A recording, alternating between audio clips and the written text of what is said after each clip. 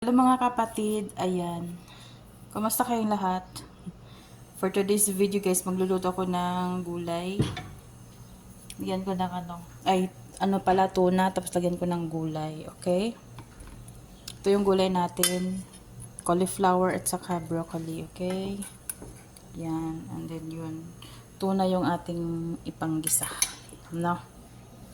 So, lagay na natin siguro to. Tignan ko nga kung mainit na yung ating butter. Pwede na. Lagay ko na kasi takot ako sa mantika.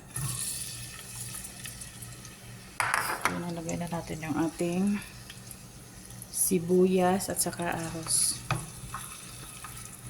Dito ko siya nilagay sa mahina. Kasi takot ako doon dito sa malakas. Kasi alam nyo guys, nadamihan ko yung butter. Tingnan nyo ang dami. Ano kasi to siya, buo-buo ba? Hindi ko alam kung madami na. Tapos nung nag-melt na, dito ko pa siya nakita na, uy, ang dami pala.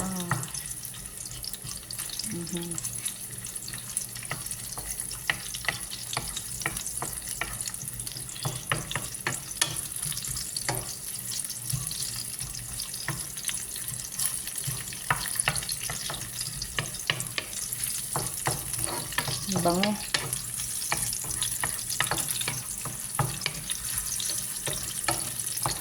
Ang bango niya, grabe.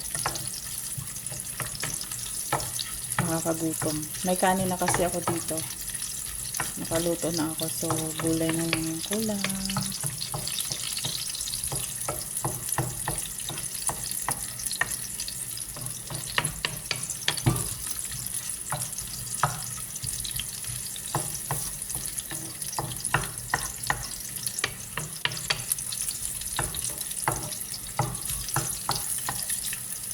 Bango, oh.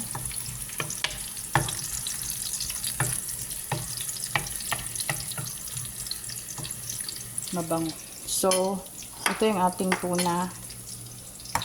Anuhin ko na siya. Sandali lang ha. Off ko muna sandali. So, ayan na guys. Nalagay ko na yung tuna off cam. Kasi, hindi siya pwedeng one hand. So, kailangan mo siyang i-post mo na yung camera. Saka mo siya mailagay. Kasi kailangan siya ng dalawang kamay. Magtutulungan.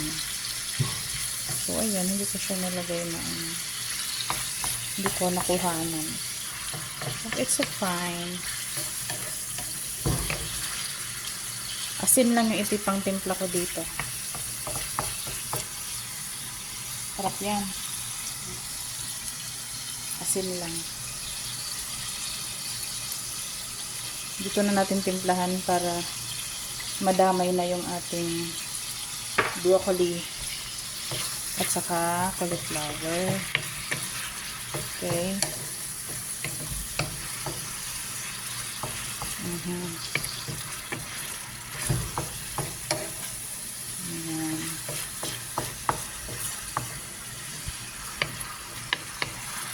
See?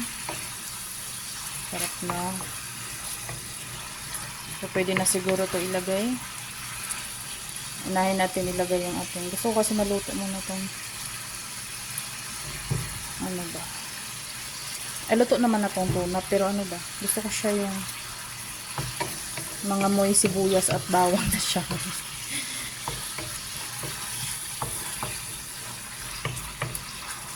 Sarap na.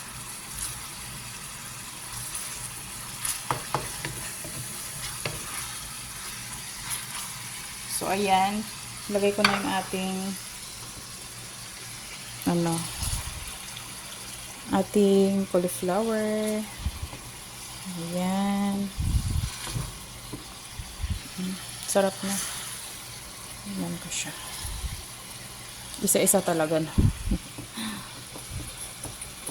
Yung broccoli kasi mamaya ko na yan siya ilagay. Mga 2 minutes na lang. Kasi gusto ko fresh. Fresh, I mean, half lang. Gusto ko yung nagi-green-green pa. Itong cauliflower, gusto ko siyang lutuin. So, yan siya.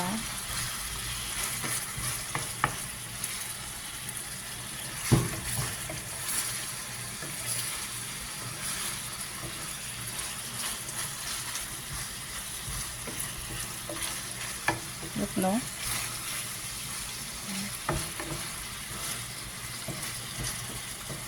Kuha mo na ako ng pantakip para maluto mo na yung ating cauliflower. Masarap din ang cauliflower. Ayan. Kuha mo na akong pantakip. So, ayan guys, takpan natin siya. Para maluto man.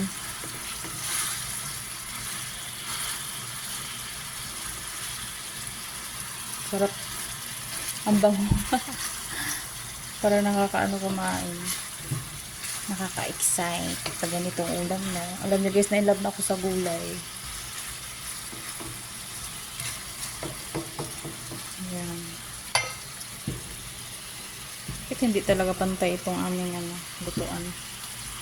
Doon dry. And then dito may sabaw-sabaw. So, takpan na lang natin. So, try natin. Parang luto na. Takot kasi ako baka masunog. Nag-dry na, oh. So, ano ba ito? Kailangan lagyan ng tubig. Kahit konti lang sana, no? Pero mas masarap kasi yung dry. Kasi parang ano siya. Adobo style, no? Kaya okay lang siguro to. Kaya ano lang ng ganito, no? Hinaan ko na lang yung apoy.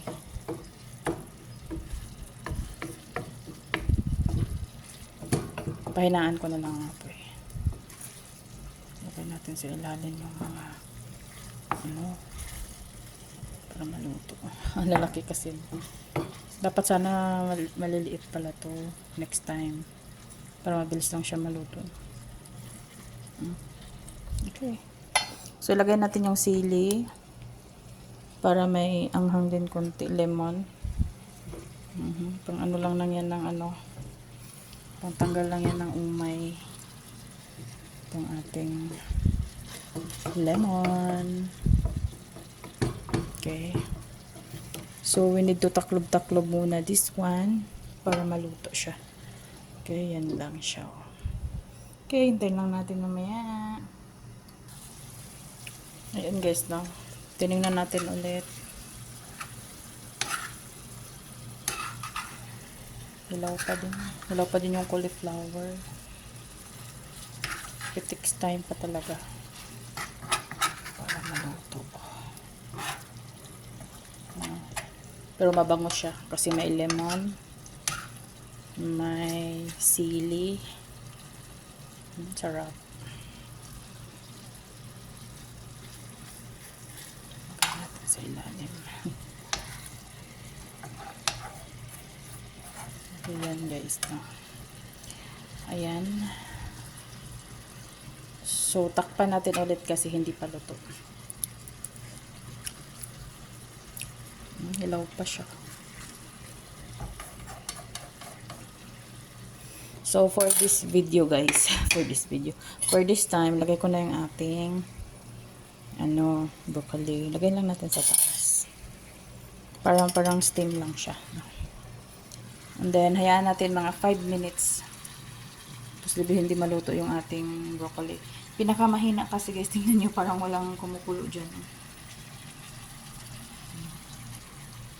So, ayan. Balikan natin mamaya. Okay. So, tingnan natin kung luto na siya. Parang pwede na ata to.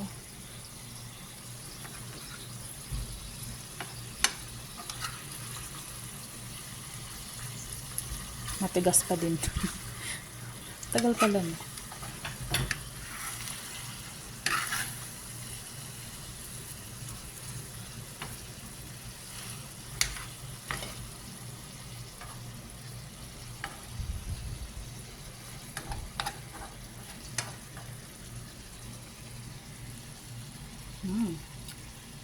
Sarap. Wala ang sarap. Bakit ang sarap kung magluto? Takpan ko ulit. Kulang pa. Parang mainit siya. Hindi parang mainit naman. Okay, so i-try natin. Luto na siguro to. posible naman hindi pa ito naluto. Pwede na. Pwede na guys. So, pwede na siya. Haunin ko na.